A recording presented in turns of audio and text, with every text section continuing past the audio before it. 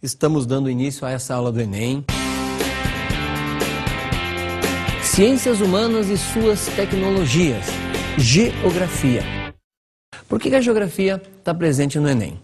Vou fazer agora alguns comentários e no decorrer das questões eu vou fazer outras relações e eu gostaria que vocês anotassem, correto?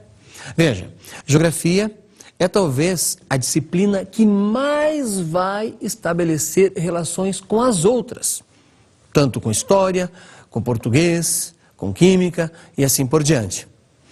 Esta é uma característica do Enem, por isso chamado Novo Enem. Veja, o conteúdo é o mesmo, que você já estudou ao longo de toda a sua vida, mas agora nós vamos ajudá-lo a fazer relações para que você se dê bem na prova, correto?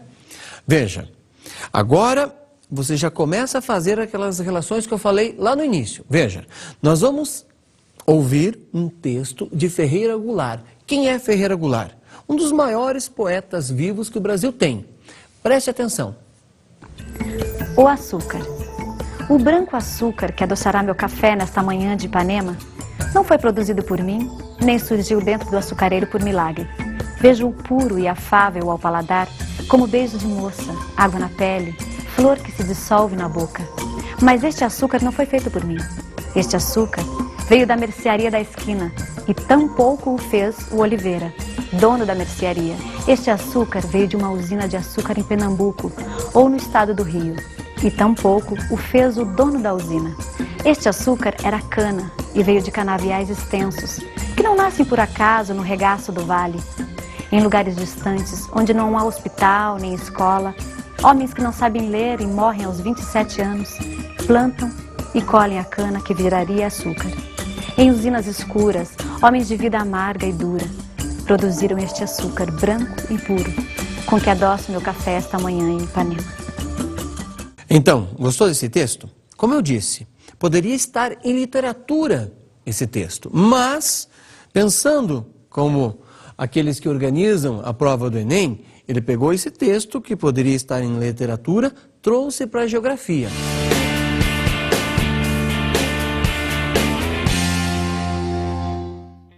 O poema de Ferreira Goulart se refere a que situação? Alternativa A. Todos os brasileiros têm acesso a esse produto que é cultivado desde o início da colonização brasileira? Um comentário. Você tem que ficar muito esperto aí, porque tem um aspecto histórico. O açúcar é cultivado desde o início da colonização brasileira. Ele foi o que tornou o Brasil rico num determinado período, tanto é que Salvador foi capital da colônia no momento, Recife era a segunda cidade mais importante antes do Rio de Janeiro tornar-se capital. Esse ponto histórico é legal, vale. Mas todos os brasileiros têm acesso? Pense bem. A gente fecha isso quando terminar de organizar todas as questões. É isso que você deve ficar atento na hora de resolver a prova, até para ser ágil. Letra B. É um poema romântico que descreve situações fictícias de nosso país? Tem o romantismo, não tem o romantismo em literatura? Letra C. Nesse poema é apresentado a enorme desigualdade cultural que existe em nosso país? No poema demonstra desigualdade cultural, em alguma fração dele você conseguiu sacar isso? Letra D. O poema mostra a baixa expectativa de vida da nação brasileira? Você conhece o termo nação? Em algum momento se referiu à nação ou se referiu a pessoas? Qualquer coisa, volta ao poema e identifique isso, correto? E letra E.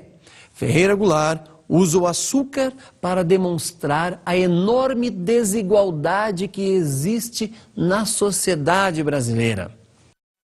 Está aí a nossa resposta correta. Ferreira Goulart usa o açúcar para demonstrar que o Brasil tem uma grande desigualdade. Infelizmente, é uma parcela pequena que tem um alto poder aquisitivo e a grande maioria um poder aquisitivo pequeno. Vamos à próxima questão.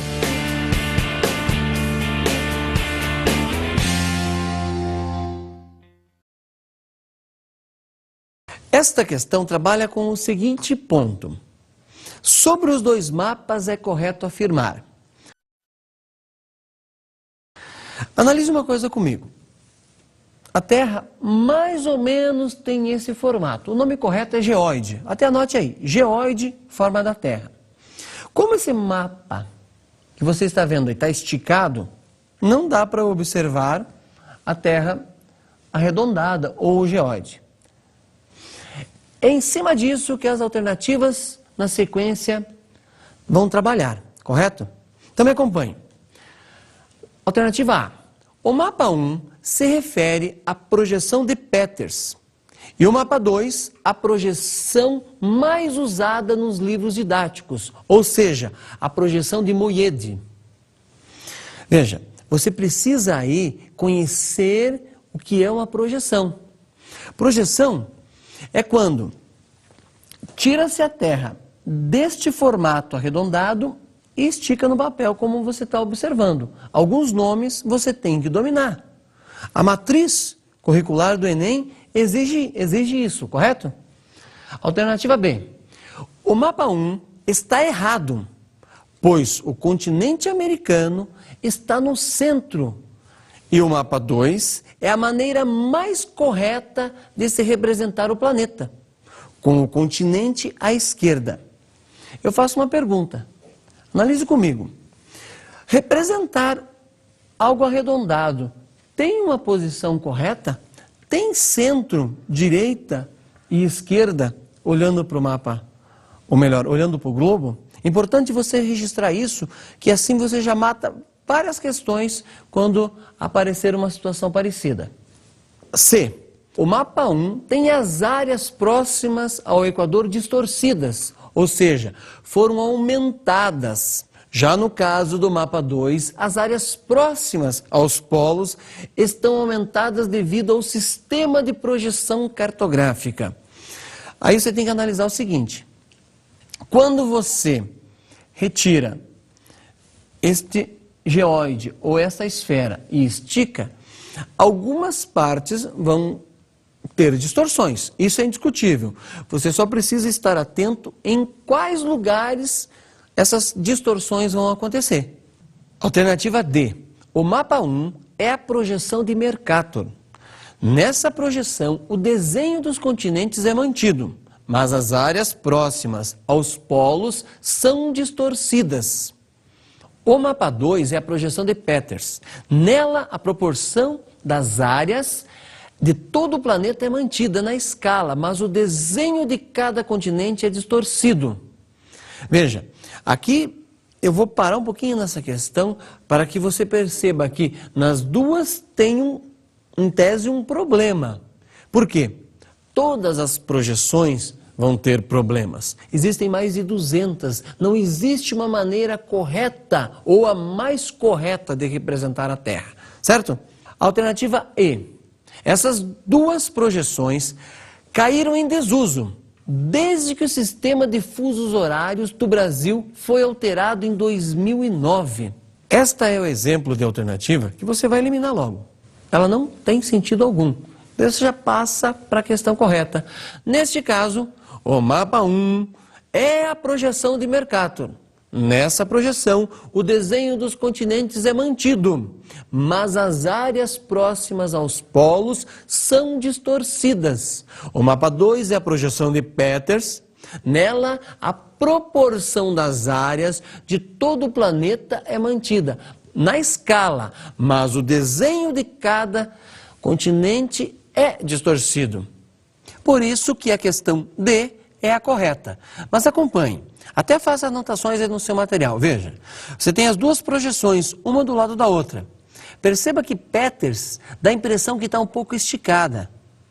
E compara com a de Mercator, correto? Vamos lá então. Agora eu quero dizer por que tem distorções na de Mercator, próximo aos polos, e na de Peters não tem. Me acompanhe. Olha só, quando eu pego um globo e vou abrindo esse globo em gomos, olha o que acontece em cada um dos lugares. Veja, foi isso que o Mercator fez. Ele abriu o nosso planeta inteiro em gomos. E veja que bem nos polos o que aconteceu? Há um espaço em branco. E o que ele fez? Simplesmente preencheu com terra. Você vai fazer o seguinte, agora voltando às duas imagens anteriores. Veja, observe a Groenlândia em Mercator, ok? Observe a Groenlândia em Peters. Agora olhe no mapa de gomos que eu estou mostrando para vocês. Ó, olha o tanto de terra que precisou preencher para que em Mercator a Groenlândia pareça maior do que o Brasil. Agora veja na de Peters, como a Groenlândia é pequena, ela não é tão grande como o de Mercator está mostrando. Então, você tem que registrar a seguinte informação. O desenho do mundo é mantido em Mercator. O desenho que você está vendo no mapa de Mercator está correto, é assim. Mas o tamanho dele está alterado, principalmente nos polos. Olha aqui a Antártica. O que acontece? Quanto gelo foi necessário inventar nesses lugares vazios? Enquanto Peters tem uma distorção no desenho, a impressão que nós temos é que ele está esticado, mas assim você tem o tamanho, a proporção correta de cada país. Vamos para a questão 3. Me acompanhe.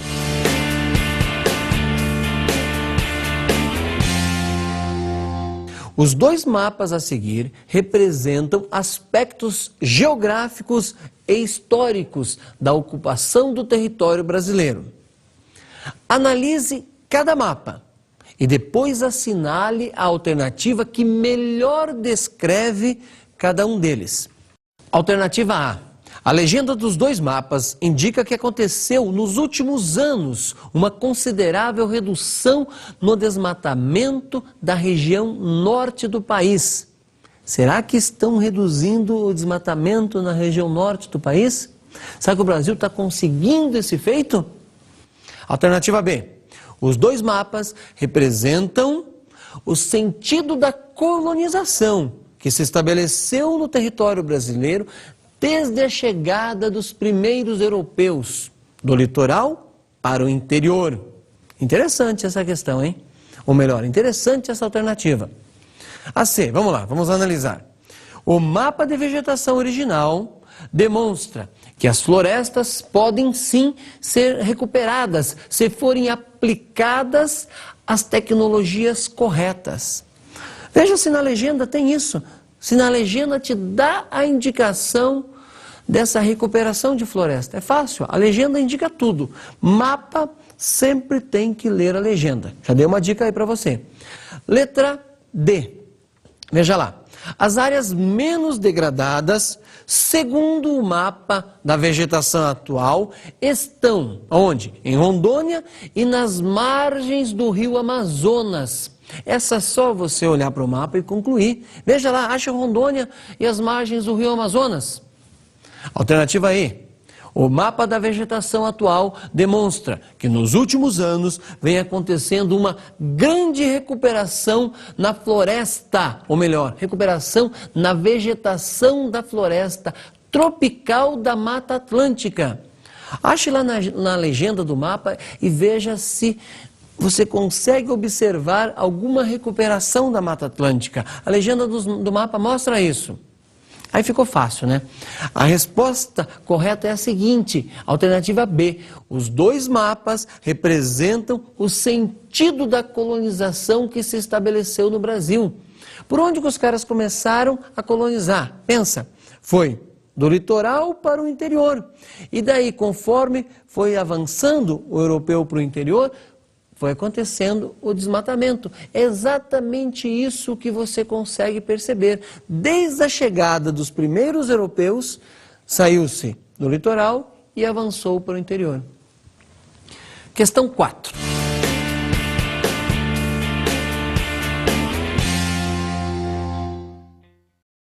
As pirâmides representam a evolução da população brasileira em um período de 20 anos. Segundo essas pirâmides, pode-se concluir. Vamos então para a leitura de uma pirâmide. Veja, nesse caso não tem uma. Nós colocamos para você 3 pirâmides, uma em cima da outra. Perceba que embaixo tem uma legenda e com cores. Ou seja, tem 3 décadas representadas aí. Mas os passos são: note que do lado esquerdo tem a população masculina, do lado direito a população feminina. E aí as faixas etárias. Perceba lá embaixo que começa de 0 a 4, de 5 a 9 e até onde a média da população atinge. Nesse caso é o Brasil representado. O que você tem que analisar no caso dessas 3 pirâmides? Veja, olha o número de habitantes ali, de 0 a 4, perfeito? O que aconteceu entre 1980 até o ano de 2000? Foi uma diminuição, né? Perceba que estão nascendo menos pessoas no Brasil. Vou fazer um comentário rápido aqui. Até os anos 60, o Brasil tinha em média 6 filhos por mulher. Hoje não chega a 2 filhos por mulher. A queda é muito grande no nascimento. 5 a 9 também tem uma queda brusca. Também de 10 a 14, uma queda bastante acentuada, se você olhar de 80 até aqui. O que acontece? Há um aumento na população adulta. O Brasil está ficando mais adulto. Olha o topo da pirâmide agora. Olha o que aconteceu entre 80 e 2000. A população envelheceu. O que significa isso? Se nós temos menos jovens e mais adultos, ou melhor, mais pessoas de idade, começa a ter que pensar na questão da previdência social e começa a investir menos em escola, claro, para as séries iniciais. Por quê? Está nascendo menos pessoas, correto? Agora vamos para as alternativas. Alternativa A. Um grande acréscimo na população de faixa etária menor. Isso aconteceu porque caiu drasticamente a mortalidade infantil nos últimos 20 anos. É só você olhar para a pirâmide e você vai concluir se essa alternativa está certa ou errada. Alternativa B. É nítida a diminuição no número de nascimentos. Isso significa que as mulheres brasileiras tiveram menos filhos nas últimas décadas. Repito, confira na pirâmide se esse fato aconteceu. Alternativa C. O Brasil é um dos poucos países do mundo que a população mais senil não tem aumentado. Isso ocorre devido às condições econômicas que o Brasil apresenta, que o país apresenta. Confira no topo da pirâmide e veja se aumentou ou não a população mais idosa, a população senil. Alternativa D. Segundo as pirâmides, a população juvenil cresce mais rápido que a população adulta. Isso vai gerar um déficit de escolas de ensino fundamental em pouco tempo se o governo não tomar providências em curto prazo. Volte à pirâmide e confira. É uma questão de leitura e interpretação. Alternativa E. As pirâmides demonstram que o Brasil possui nítidas características de países de terceiro mundo. Um comentário. Terceiro mundo, não se utiliza mais essa expressão. Ela caiu de moda, entre aspas, ela não é mais verdade desde a queda do Muro de Berlim. Quando isso? 9/9/89, quando se desfaz, quando dá início ao desfacelamento do mundo comunista, que era controlado por quem? A então URSS, a União Soviética, correto? A resposta certa é a alternativa B. É nítida a diminuição no número de nascimentos. Isso significa que as mulheres brasileiras tiveram menos filhos nas últimas décadas. Importante isso, ó. Por que as mulheres têm menos filhos nas últimas décadas? O Brasil passou, a partir dos anos 60, por um grande movimento de pessoas. De que jeito? Saindo da área rural, indo para a área urbana.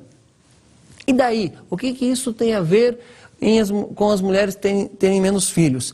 É uma postura social. O fato da mulher estar na área urbana, aconteceu o seguinte: ela teve mais chances de ir para a escola, indo para a escola ela teve mais instrução, automaticamente ela foi se libertando e não mais dependia do marido.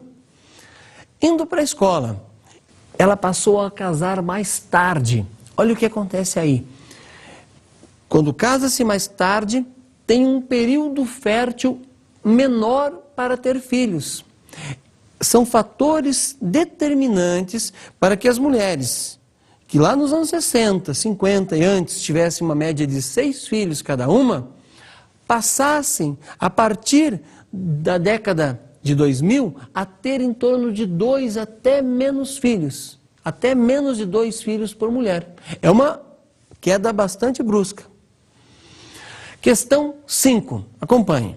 Veja, o Enem vai pegar sempre textos de grandes jornais, de revistas importantes. Este é um exemplo que você deve ficar ligado. Veja lá.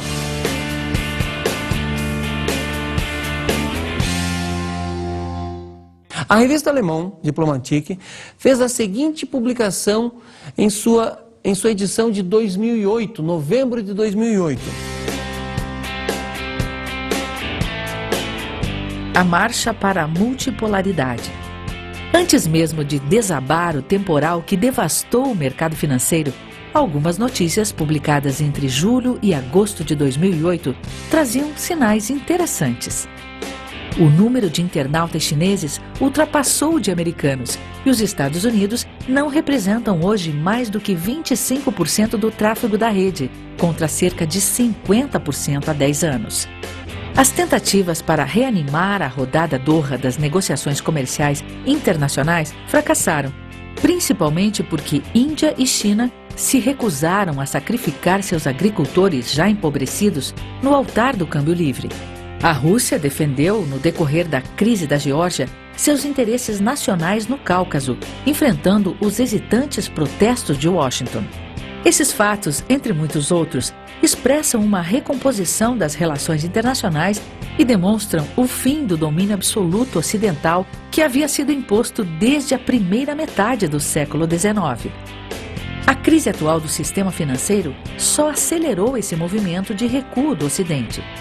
O fim da arrogância foi o título do semanário alemão Der Spiegel, de 30 de setembro, com o seguinte subtítulo: A América perde seu papel econômico dominante. Por uma dessas ironias da história, essa mudança memorável ocorreu menos de 2 décadas após a derrota do campo socialista dirigido pela União Soviética e do triunfo aparente dos princípios da economia liberal. Baseado no texto da revista Le Monde Diplomatique, pode-se afirmar que, quero fazer uma ressalva, é baseado no texto, correto?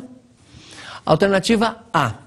A crise financeira nos mercados de todo o mundo desencadeou uma nova Guerra Fria nos mesmos moldes de 1929, quando ocorreu a quebra da Bolsa de Nova York. Veja uma coisa comigo. Guerra Fria 1929 relacionada à Bolsa de Nova York? Veja que a Guerra Fria está relacionada à Segunda Guerra Mundial, que foi quando? 1945. Alternativa B. Com a crise que se iniciou em 2008 e se alastrou por todo o planeta, de forma generalizada, o mundo volta a ter apenas 2 potências comandando as principais decisões globais. Alternativa C. O texto procura profetizar que a partir dessa crise, os Estados Unidos não serão mais a potência militar que, com arrogância, veja que está entre aspas, dominam o planeta. Veja se no texto tem alguma profecia. Letra D. A matéria publicada pela revista Le Monde Diplomatique demonstra de forma profética que teremos novas potências econômicas dominando o planeta.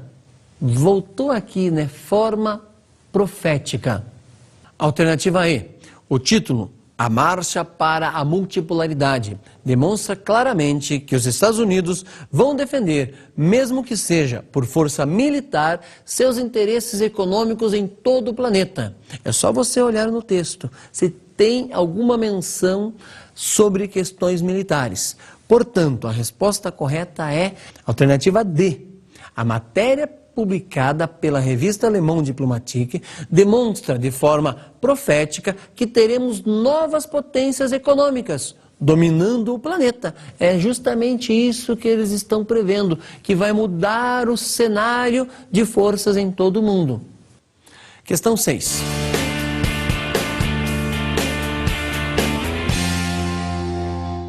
Em um mapa com os seguintes dados cartográficos, a menor distância entre duas cidades é correspondida por 8 centímetros. A distância, na realidade, entre as duas cidades é de aproximadamente 400 quilômetros, em linha reta. Conclui-se, então, que o mapa foi elaborado na escala. Alternativa A, 1 para 5 milhões. Alternativa B, 1 para 50 milhões. Alternativa C, 1 para 50 mil. Alternativa D, 1 para 500. Alternativa E, 1 para 50. Aí que está o ponto importante deste problema. Ele pergunta para você qual que é a escala do mapa. Você não sabe. Você sabe até então, olhando para o próprio problema, que você tem a distância real, que é aproximadamente 400 quilômetros. Você tem a distância no mapa, 8 centímetros. Como se você colocasse uma régua e medisse 2 pontos, 8 centímetros.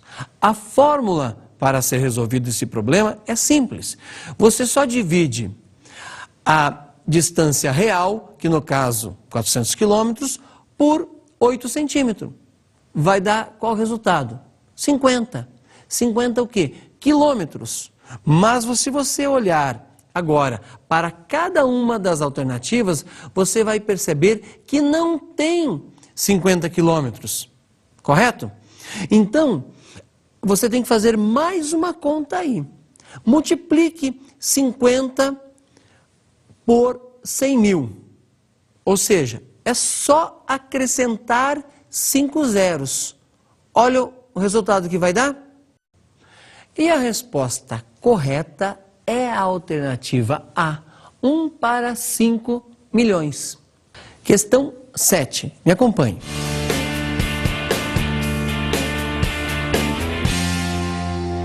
A escala é utilizada para que o leitor possa interpretar nos mapas.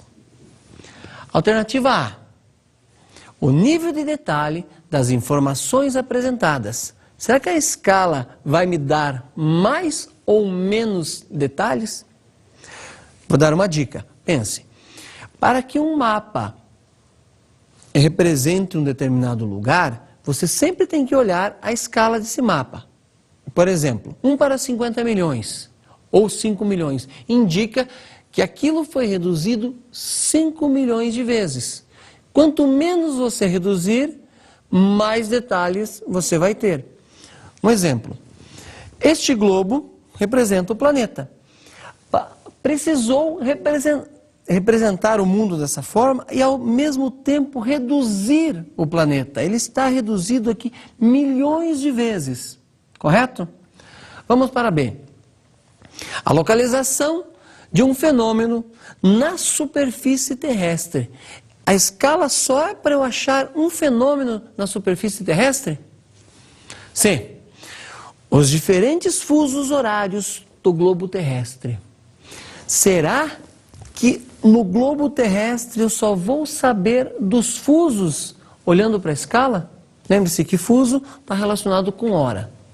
Alternativa D. O número de vezes que a área foi aumentada para que o espaço pudesse ser representado. Veja, eu estou falando de mapa neste caso. Não estou falando de células muito pequenas ou coisa parecida que precisa aumentar. Eu disse para você, quando eu olhei para o globo, que o planeta precisou ser reduzido para que aqui ele fosse representado. Alternativa E. A identificação dos diferentes hemisférios terrestres. Veja, hemisfério norte e hemisfério sul. Precisei da escala para responder isso? Para eu saber hemisfério, basta eu saber onde está a linha do Equador. Então você já matou que essa não vale. Resposta correta é a alternativa A. o nível de detalhe das informações apresentadas. Grave isso, não esqueça. Se eu reduzir pouco uma área, eu tenho mais detalhes. No caso do planeta, eu precisei reduzir muito. Se eu estivesse na minha frente uma cidade, eu teria reduzido bem menos. Perfeito? Questão 8.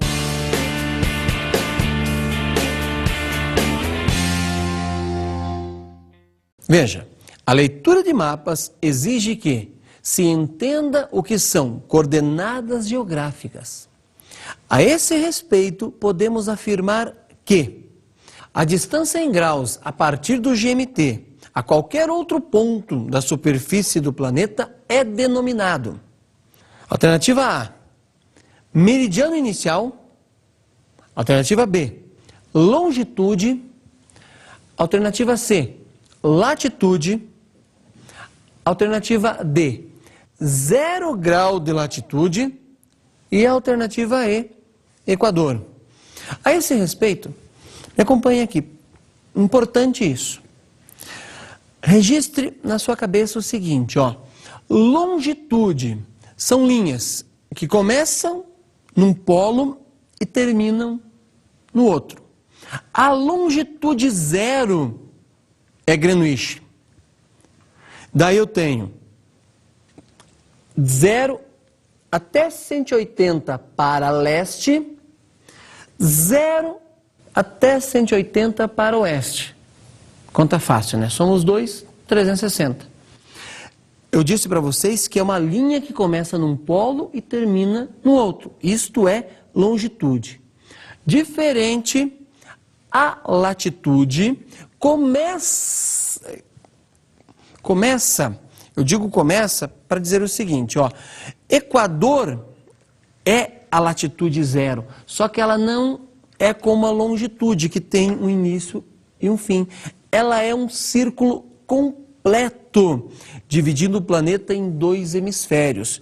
E quando eu digo que ela começa aqui, 0, vai 90 para o norte e 90 para o sul. Somando as duas, vai ter 2 hemisférios, vai dar só 180. Contrário das longitudes, que tem uma soma de 360. Você não pode esquecer disso. Resposta correta, letra B, longitude. Tudo que estiver relacionado a Greenwich, você não esqueça mais. Longitude, perfeito? Pessoal, com isso, encerramos essa aula. Espero ter contribuído. E assim você vai ter uma boa nota no Enem. Bons estudos!